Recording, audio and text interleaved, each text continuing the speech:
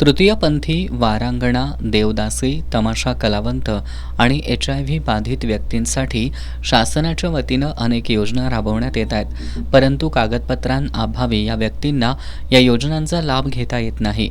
यासाठी शहर पुरवठा कार्यालयाचे नितीन धापसे पाटील आणि रास्तभाव धान्य दुकानदार संघटनेचे अध्यक्ष डॉक्टर रवींद्र मोरे यांच्या प्रयत्नातून विशेष शिबिर आयोजित करून या लाभार्थ्यांचे आधार कार्ड बनवण्यात आले. त्यानंतर आज जिल्हाधिकारी अमोल येडगे यांच्या हस्ते जिल्हाधिकारी कार्यालयात प्राधान्य कुटुंब लाभ योजनेअंतर्गत 20 तृतीयपंथी व्यक्तींना मोफत शासकीय धान्य वितरणासाठीचे डिजिटल रेशन कार्ड वितरित करण्यात आलं.